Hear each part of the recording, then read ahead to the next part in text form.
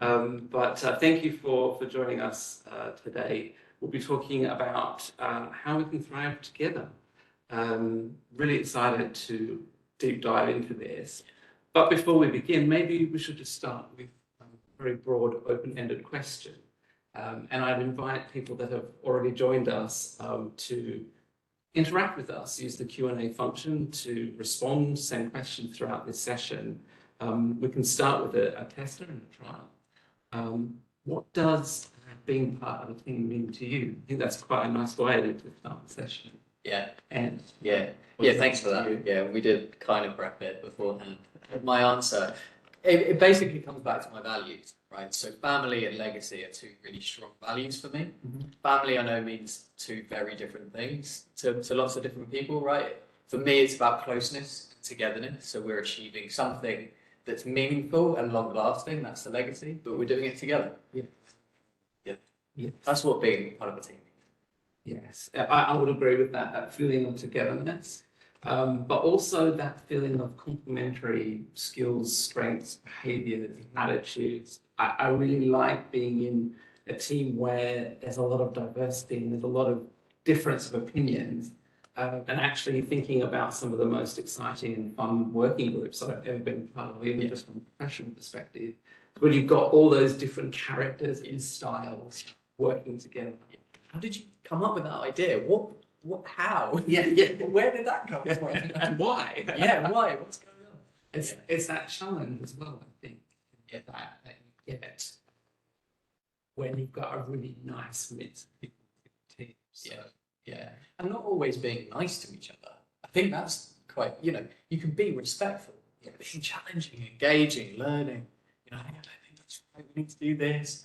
All for that kind of higher purpose or that infinite game, the legacy that I just mentioned. I think that's really important. And I really value people challenging, going, no, don't think that when you've got the diversity of thought. Yes, it really does. And I think even just basic human psychologists, and for me, empathy is a big thing. And being part of a team, I find quite energizing, to have that support, that connection with people. It's really important for me, and I think without that I would struggle, because sometimes I find that meaning or that purpose in the others and those around me, not so much myself.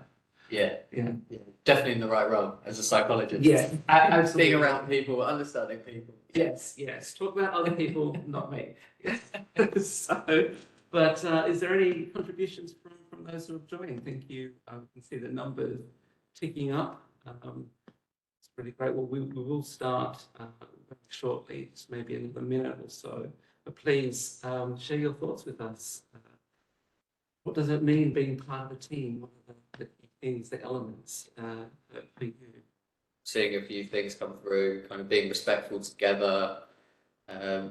There's some fun in there, which is nice to see, right? Because actually, typically, and we'll touch on this, but around teams striving for high performance, that doesn't work. We'll touch on that. Yes, diversity, being included in a kind of group, in a closed setting. Yes, we all can't be good at everything. Absolutely. Facts and numbers. Being able to be authentic. Yes. Absolutely. Yes. Fantastic. Thank you. Okay, well, it's now 5 past. I think we should get into the real meat and drink of what we're talking about today. So, we should start with formal introductions. So, hello everyone. I'm Dr. Dan Kaboka. I lead the learning team here at Valiant French, and I'm excited to be joined by my colleague Ant. If you'd like to introduce yourself. Yeah, I'm Anthony Fitton, no doctor at the beginning, not yet anyway. But yeah, I'm part of the learning team. Those of you who know me and work with me on a regular basis, I'm the partnership, so I work internationally on strategic clients and our innovations. Yes, and if you have tuned in this week, we've been running a series of webinars this week, and maybe a familiar face. This is the second time. It is, yeah, Monday. Thank you for coming back. Yeah, no, enjoy it. Good to say, it's like an opportunity to geek out on some of the topics we talked about. But I'm not doing Thursday or Friday, so they've given me those days off. Yes, I think I'm rusted in for Fridays, so passing the baton. Fantastic. So some of you may be familiar already with Belly and French and the work that we do. You may have joined one of our programs in the past. You may have attended one of our events or webinars. Perhaps you've seen some of the content and downloaded the resources at our website. So if you are familiar with us, thank you for coming back. If you're new, welcome. It's great to have you here. Just a little bit about us, I guess, as a business before we begin, just to set the scene and the context. Really, we're all about humanising the world of work. I think that summarises the ethos and vision of Belly and French really well. And for us, that's across the employee life cycle, the entire life cycle. We're talking about recruitment, onboarding, we're talking about training and leadership development, well-being, ED&I, right through to performance motivation and retention. So, we really take a very broad perspective on that. And we have lots of insights that we share across recruitment and the learning space. So hopefully today will be something really valuable for those who are joining us. And everything that we do is underpinned by human strengths and focusing to deliver sustainable.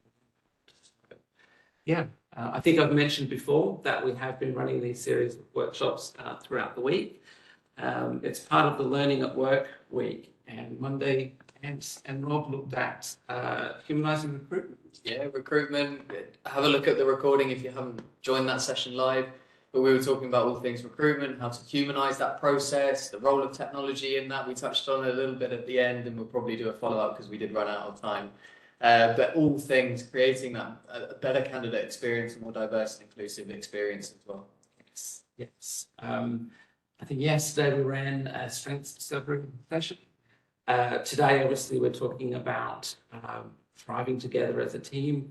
We have a couple more sessions scheduled tomorrow. We're partnering with KPMG to talk about leadership in the public sector. And Friday, we're ending with a bit of an energising and positive note around motivating performance. So if you haven't registered already, the links are on the screen. Please do. And as Annie mentioned, if you're interested in any of the recordings, you can feel free to visit our YouTube page and our LinkedIn page as well. So let's get into what we're focusing on today about creating the conditions for teams to thrive. So we all know the importance, I guess, of having a well-performing team, teams that bring peak performance. And there is some interesting research and statistics that we have here on the screen. For individuals, 37% of people are indicating that being part of a great team is a key and primary reason for them to stay employees. Research by Forbes has also indicated that companies that promote collaborative working practices generally 5 times more likely to be high performing as teams and organizations themselves. So this is really important. Yeah, incredibly important. And also when we think about humanizing the experience of the team, so being more authentic, being more inclusive, some of those topics actually already coming out, we start to think about, as an organization, which is just essentially a group of people, a group of teams, you start to see, twice as much. So organisations that are focused on a more human experience are twice as likely to outperform those who don't in the next 3 years. So that it shows how important those are. But on productivity, on engagement, on life satisfaction, so inside and outside of work, loneliness, as we know, hybrid teams are really struggling at the moment because loneliness is almost as bad as kind of 12, 13 cigarettes or something I read recently, which is a day, right? So that's a huge impact on health as much as it is on performance and productivity. And of course, absenteeism, loss of engagement, the kind of downside of when a team isn't performing, the opportunity cost to a business, not only just the cost of lack of productivity and performance and absenteeism, but the actual opportunity cost of a competitive market. You're losing traction. Every time a team is out of sync or out of performance, or isn't quite where it needs to be, you're losing valuable time and resources. Yes, absolutely. So making sure that team is working really well, obviously very important. And I guess there's been lots of methods methodologies and approaches that have been developed and applied in the past to support team development. Based in, I guess, team building, team development, team assessment approaches. Your thoughts on? And typically a very deficit model, right? So typically it's what's not working, how do we get it to be working better or faster or more agile, or, and actually taking a slightly different approach, as we'll come on to, is really, really important to be more sustainable and to focus on well-being as well as performance. And I know we're kind of in this interesting space where people are trying to ramp up the performance of their teams. They've kind of completed well-being. We've got enough support for well-being. We've done that. And now we need to move into performance. Of course, it's not as kind of rigid as that, but you need a model around teams that is more around the sustainability of the team, not just high performance, which, as we know, is traditionally born out of sport. Yes. Which is great when you're, Manchester City and the Champions League, hopefully final or something after today's game. But, it's not kind of adaptable to the workplace right now. You're not just turning on the team for 90 minutes. You have to be continuously switched on the whole week. And probably actually over the weekend, whether you like it or not, in the back of your brain, you're probably thinking about Monday and Tuesday. So you really need a better team philosophy and team model rather than just high performance and deficit focus. Yeah, I think that's really important, and that's a very big distinction with us here and the focus that we have at Value and French, because it isn't about focusing on what's broken, and trying to fix that necessarily. And it's not about just trying to create a gaggle of high-performing individuals and throw them all together and just keep performing at an unsustainable level.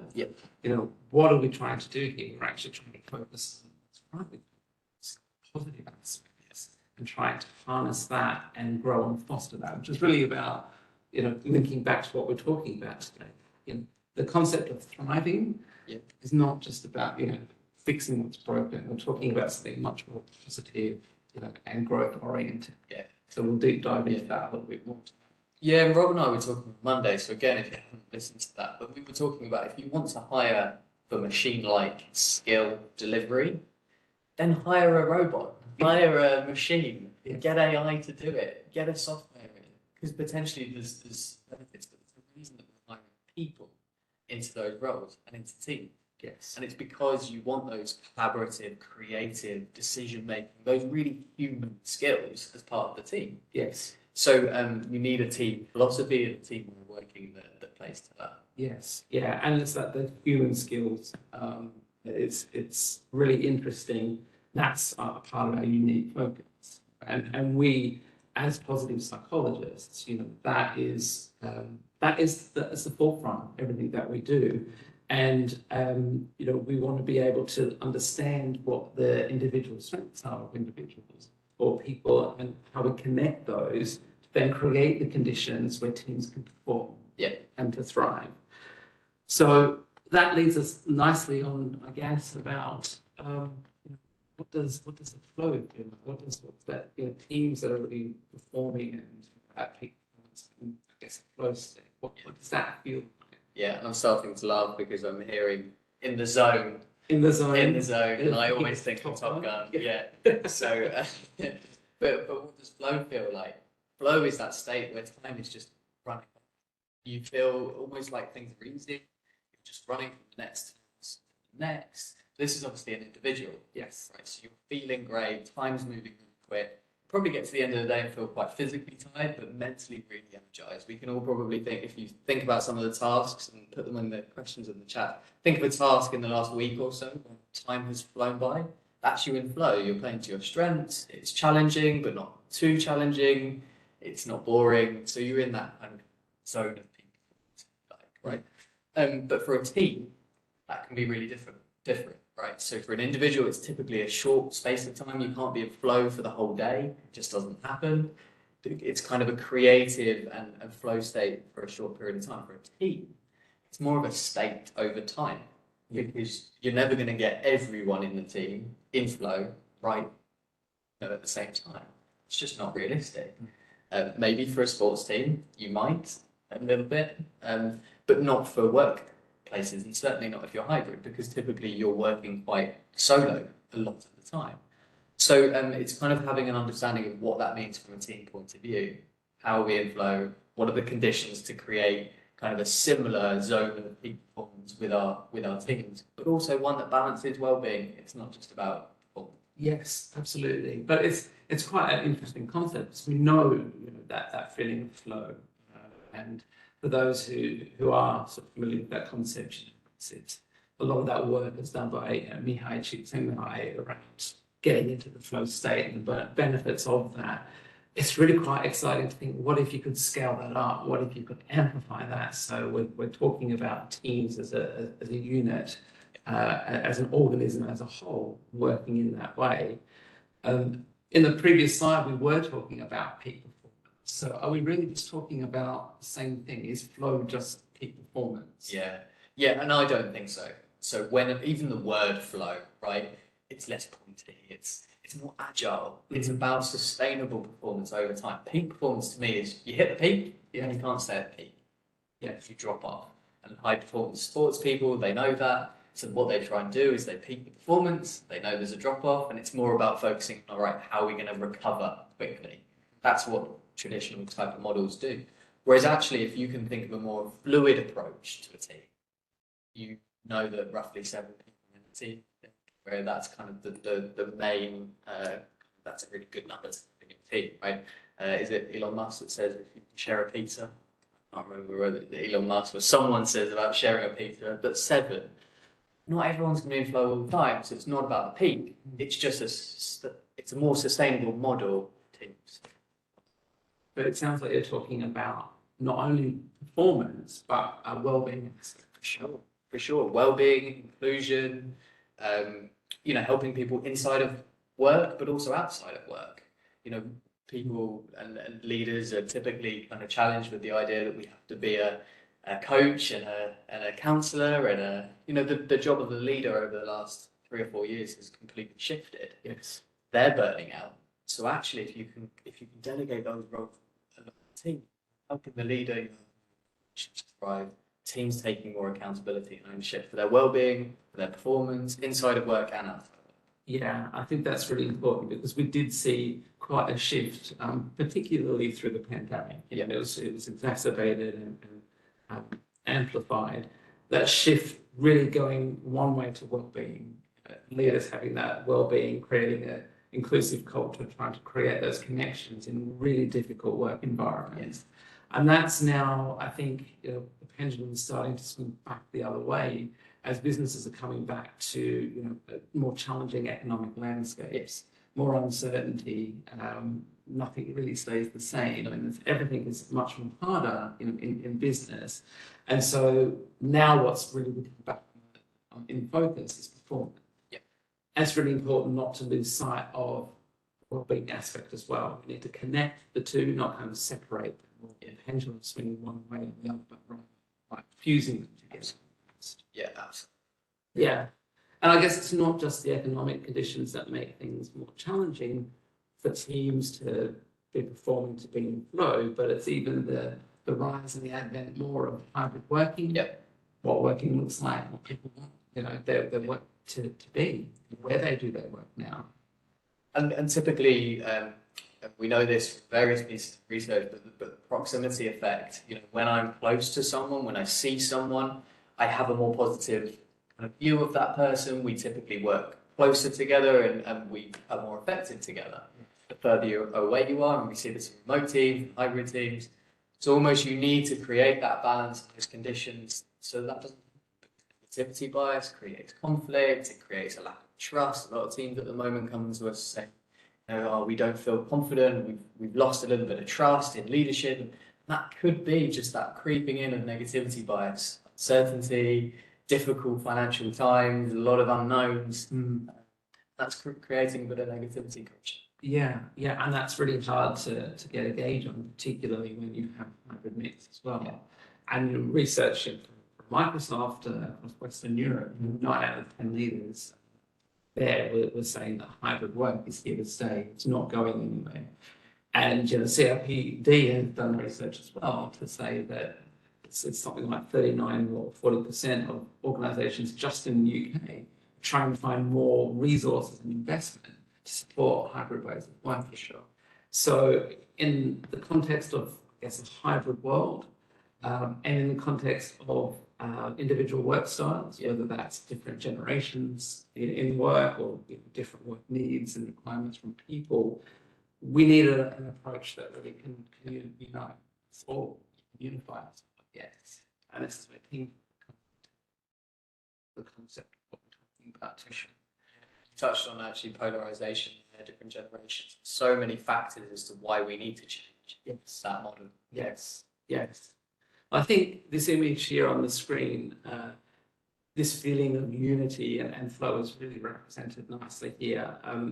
These, for those who are not familiar, this is the Murmuration of Starlings down here at our headquarters at Brighton, and it's a really great representation of the concepts of flow that's evident in a natural world. You know, we see this not just in birds and starlings, but we see it in bees swarming, shopping fish. You know, there's something to this here. And you know, what we see when we look at this picture is all these birds that have a sense of their own space. You know, they know where they are, they know where they need to be, what they need to do, but they operate effortlessly in a large group. And I think that's really quite cool. And so what we've spent time on and research and developed is like, how do we create something that we could apply, take that concept and the natural world, how can we apply that to teams, but also have it rooted very much in positive psychology, backed by big data and evidence-based science? And for me, it's just a really great visual. Yes. When you start off with your Monday morning check-in as a team, whether it's a project team or an intact team or whatever shape and size of the team is, maybe it's with a client, it's external. I think that image in your mind of a murmuration gives you the fluidity, the space, but also the alignment.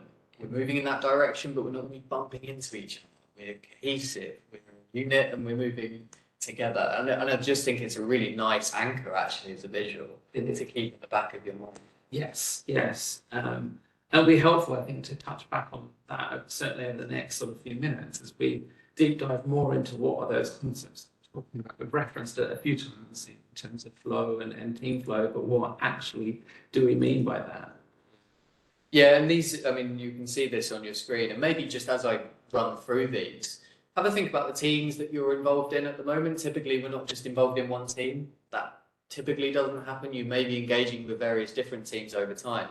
Try and think of these and try and rate yourself, rate the team. You know, how well are we doing in each of these areas? And try and have a think to make it really relevant to you. But the first piece, and these do go in order, right? So if you don't have separation, you can't move into alignment, right? So this is in order for a specific reason. This is based on the research into team flow. There's a great book on it. I'm sure there's resources and things on the website that you can go and have a look at. But separation, you mentioned that everyone knowing kind of their own individual space, knowledge of strengths, why I'm here, my unique contribution. What's the point of my being part of this team? How clear am I really on that? That's kind of the first piece. And having the space and the psychological safety and psychological bravery to step in and lead into that space. You know, I might be here for my knowledge or for my contribution, but do I have the confidence and do I have the bravery? Do I have the psychological safety within the team to step into that space?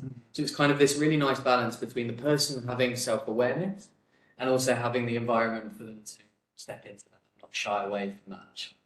Yeah. And the second point is kind of, are we moving in the same direction? Quite important, otherwise you get a kind of scattergun effect of everyone knowing exactly where their space is and you'd have very siloed working. Right? So actually having this alignment. When we talk about alignment, I'm sure many of you will have a strategy or have kind of what you think is a team goal. Come on to that in a minute. But kind of having that kind of, right, I know where we're heading, I know what my contribution is to the team, that's great. Actually, you're only half the way there. So knowing personal motivations, and those motivations might change For example, you might one day kind of decide to buy a house, and that changes everything for you. Your unique contribution in that team suddenly changes. Your motivations for staying late or putting in more hours or whatever that might be, your motivations change. So how well do you really know the personal motivations of the people in your team? And how do you help people stay on track? How well do you know that, I don't know, someone's an early morning starter? How well do you know their strengths? How well are you leveraging those strengths and keeping them energized, even on those days where they don't feel great? Yeah, right. And typically, if you're a team of 7, you're always carrying maybe one person every day, every week, or every month. So it's really important to know those motivations and those ways of working so that you can support them. Again, that's not just the role of the leader. And so often we see that, leaders aren't doing enough. Maybe, but could your teams do more? It's bringing more of those people together rather than just being a responsibility placed on the shoulder. The accountability comes back to the team. And then the final piece, and again, this goes in order, so it's really important that this is last, but it's not to be forgotten. And cohesion, you probably are thinking, oh, that's relationship building. That's the way that we are connected together. Yes, you're right, but you're probably only half right. Are you giving feedback? Are you giving strengths-based feedback? How are you communicating when maybe someone's not aligned? Are you building trust continuously as a team? And how are you doing that? Are you doing that in a way that's really aligned to the personal motivations, or are you doing it in the way that your LinkedIn Live video or your LinkedIn Learning video told you to do? You've really got to be thinking about the application of cohesion and your relationship management strategies. Even subtle things around your self-management. When you walk through the door and it's a hard day and you've had something happen at home and you walk through the door or you get on that Teams call and you're a little bit grumpy, that can have a huge impact on trust and psychological safety, and that's all part of cohesion. So it feels like a lot of tick lists to have. It's not, but there are some really crucial and conscious things that you need to be thinking about every week. Yeah, and it's about the perspective of creating these conditions. So, as you said, it's not a checklist. You can't tick them off the list and go, great, now we have team flow. Yeah, we're all in flow, we're there now. What we're talking about is almost like creating an environment for a place where it's like you can't make somebody perform, you can't make somebody engage. You can create conditions that might encourage them to engage in their work or to perform, but you can't make somebody do it. And that's the same thing what we're talking about here. It doesn't happen by a checklist. It's about creating an opportunity for them to grow, which sounds rather organic, but also quite like the enumeration of Starlings. It's quite natural as well. Right. So it's intentional, but it can be natural. It's a way of working. It can be built into a habit. And also, if you think about technologies that we've got available, this is a very human, very natural thing, right? And you can use and leverage technology to enable it, make it easier. If you're a kind of remote team, how are you giving people strengths-based feedback or celebrating the success, part of the cohesion model? So how do you create those channels of communication, etc.? So just technology isn't going to be getting in the way of this. Actually, you need to be thinking about how can it enable each of these conditions. Absolutely. And as we've been talking through, I guess, these 3 conditions that you see on the screen at the moment, please share your thoughts and reflections that you might have at work as well. Do these resonate with you? Can you connect with them? Is there something that's surprising that perhaps you didn't realize was happening or needs to happen and is not? Please send your thoughts through on the Q&A box, and we'll be able to touch on that as we go through. But so just to recap then, so we're saying that separation, alignment, and cohesion, there's an order to it, and it does build upon one another. They're really important. So as individuals, we need to know where we fit so that we can start creating the relationships that are beneficial to the team and the organization. It's quite a key dependency in those elements. So it seems to me, and hopefully it's becoming quite clear and evident to those that are watching, that creating the conditions for team, they're really important. We're not just helping people feel more fulfilled and connected at work, but we're helping them play to their strengths. we're helping them focus on their well-being, and we're creating clarity and agility within the team in a world where things don't stay the same for very long, do they? No, they don't. And the strengths piece is probably the most fundamental to all of this, because if you don't understand the strengths and the unique contribution that you bring, and it is unique because every single person has completely unique and different strengths. And what you might see as a results focus or a detail orientation strength can be very different for another person, and it can be portrayed in very different ways. So you are a completely unique human being. And knowing that and doing some discovery around that and really knowing your unique contribution, not just the tasks or the skills that you bring to the team, but truly how you do it and how that's different. Yes. And how to leverage that to stay energized. Strengths are all about how to stay energized, right? So these are the things not just that you're good at, but the things that you can fix, like, do them more frequently. That's the secret here. Yes, absolutely. And by having a firm sight on that, you're, I guess, maybe a little bit more resilient to be comfortable with that uncertainty, because you kind of know what it is that you're bringing and what you can leverage on, what's in your toolkit that you can kind of bring to the front. But also help the team move somewhere together as a whole team unit with a collective goal. And that's really important as organizations flourish and they adapt to the environment and the world around them. And I think that concept of a collective team goal is quite interesting. You know, when we unpack this concept, clients, colleagues, friends, family, I think most people would be able to relate to the concept of, the organization has a goal, I'm a CEO's vision, we have a purpose as an organization, we've got a strategy and a plan. Okay, so that's great, you've got the organizational goal. And everybody at work has a line manager, generally, and they'll have one-to-ones, and so you'll have your own individual goals, and you've got your own performance targets and objectives. But we're actually talking about that middle layer, aren't we? We're talking more about that team collective goal and what that means for your organization. And again, it's coming back to personal purpose, right, and strengths. How does my strengths play into this team goal? Okay, so we've got this vision, we've got this mission, we've got these resources, but also how do we stay on track? How do we keep each other motivated? And those team goals, we were kind of trying to think of some examples. I think some of the great examples, more infinite. They're kind of the more immeasurable in some respect, but they're quite inspiring. They're quite future focused. They can be broken down mid-term, long-term, short-term. So I think those are really important aspects of the team goal.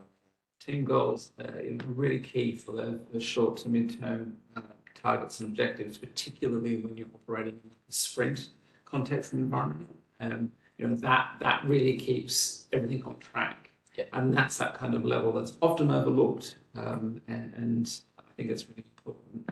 And it's worth taking that moment to really think about what that means. There had comments before, is it just like team has to hit £100,000 for the quarter or the month? And the challenge back to that is that really a team goal, or is that just an aggregation of individual targets that just sum up to a title? That's not the same, and that's not what we're talking about here. Yeah, I think it's really important. And also, what does that, whatever number, what does that mean to the person?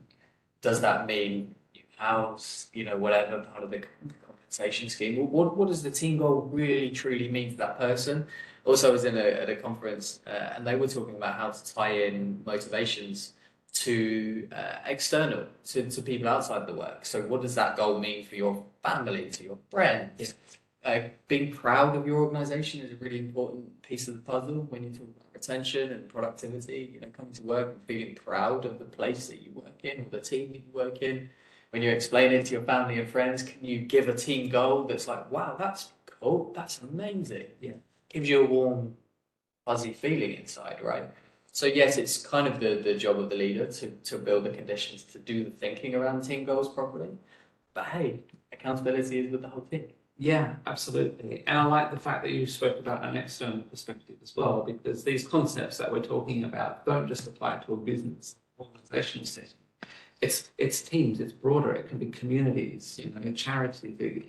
It's a lot more holistic than just another model that is really, you know, designed specifically for business performance for organization. You know, this is talking about more of those strengths, meaning, and purpose, and bringing all that together. So, you know, I guess we can see on the screen here that there are some tips that have been put up to help us find flow as individuals, as teams, as organizations. But what would you say is that the one key thing out of everything we've spoken about? It's the strengths. It's the strength. For me, it's the strengths. I think having that visualization in the back of your mind really helps. It helps me because I kind of go, oh, I can almost spot and identify that didn't align with team flow. I can see that because I've got the visual in the back of my mind. But I think for me personally, when I'm part of a team or when I'm thinking about the teams that we work with, strengths is fundamental for me. And even the little quick things, we did a Monday morning stand-up, didn't we? And the question was kind of what strength are you bringing to your week? Yes. That gives you the confidence, it gives you the positivity to go, no, do you know what? The world is kind of apart a little bit, yes. But it's okay because I'm going to do these tasks and I'm going to get things and do it together. And that's kind of big team, right? Yes, absolutely. And having that part of the conscious dialogue, that's a lot of the work that we do. From French perspective, is that dialogue-based discussion and experience is so important because it creates those connections, that brings conceptual things to life. You know, it grounds it and makes it real and really focuses on what it is that we need to do, and helps us learn from those around us. That stand-up you mentioned, there were people in the business that learnt more about strengths, even though they've been here for quite some time, just for having 30-second conversation. It's quite powerful. Yeah, and it can go beyond just the classic simple questions. Mm-hmm. You know, we're all trying to build kind of coaching or learning cultures, actually just helping teams, not just the leaders, to have better coaching or better questions and ask better questions of themselves. You know, everyone's going to be talking about their weekend. That's fine. That's part of work. That's part of being human. And also maybe it's, when was the last piece of strengths-based feedback that you gave? How did that land? You know, just little things like this that you can just check in with each other because that's part of creating an environment that you will love. It's kind of taking I guess taking ownership for the place that you work in. I know so many people who complain about work. It's the worst part of their life. I think that's a real shame. It's why I got into the role that I'm in, right? I just feel like people should come to work, and bear in mind you do it 8-9 hours, maybe more, maybe less, kind of per day. I think you should create an environment that you love and play to your strengths, and you feel connected to people around you. And I think it's everyone in that team's, if you can create that ownership within the team, Yes, I think people can come to work and have a bit of fun. yes, absolutely. And you mentioned something there about strengths-based feedback, and you know, hopefully there's been some nuggets of learning and information that people found, you know, through the time with us today. But that strengths-based feedback, I think, is one key piece. The positive impacts and the long-lasting impacts of strengths-based feedback resonates well beyond just the duration of that session. Yeah. It can have, you know, impact for up to 24 hours, even longer. Yeah. You know, and so these are the things, the benefits of focusing on positive angles. Yeah. To have these kind of long-lasting ripple effects. Yes. That's something that if you're not really aware of or much know about, I think is worthwhile doing a little bit of research or look on our website as well, because strengths-based feedback can have a big impact for you know, a relatively little investment effort or time. Yeah, sure. We were talking about the negativity bias. Yes. Talking about the lack of trust in teams and across organisations and the polarisation. Giving strengths-based feedback is potentially one of the biggest weapons in your arsenal to tackle that. Right? It's like a good deed actually. So if you receive strengths-based feedback, you're more likely to go and give strengths-based feedback. So it really does have that ripple effect, and like you say, it's longer lasting. Yes. So it's not just in the moment you feel good and then you fall back down. Again, it's not peak performance. It's a sustained good feeling over time that makes you feel confident. sustained good feeling over time. I think that's quite a nice It's not point. like tagline. Absolutely. And to wrap up on it, I think there's lots of ways that we can help encourage teams to find their flow. If you're interested in what you've heard and like to know more, please contact us. Jump on our website. We bring this live in a few different ways. We've got online learning, skill development workshops, sessions, and maths and real practical exercises. So, we love helping clients, focus on this one, helping people spend the time to develop this. So, if this has been interesting or you'd like to know more, please reach out and get in touch with us. There's actually a few questions around how can I understand my strengths, right? Strengths has played a really key part of this conversation. Every Tuesday, 12 o'clock noon UK time, we run a strengths discovery session, same as what we did yesterday. So join us. Have a look on LinkedIn. If you follow us on LinkedIn or you sign up to our newsletter, you'll be able to join one of those sessions. And they're really great just to help you think about, well, what are my strengths? What does a strength even mean? What are they? What are they not? So do tune into that session. It's really great. It's a building block, and it can be a great door opener into the broader world of positive psychology and strengths-based interaction and solutions. So definitely come along if you haven't already. Follow us on LinkedIn, look at our pages and our resources. Similar to the positive psychology philosophy, a lot of it was made for free, and we it's free as well because we want to get this message out and reach as many people as we can, coming back to the full ethos of humanising the work. So thank you, Ant, for joining us. Thank you. Today. Yeah, it's really good. Thank you, everybody, for joining us and connecting in. And yeah, if you haven't already, please join our or register and join our events coming up tomorrow and Friday. Otherwise, thank you for your time. Great day. Thanks very much. Thank you.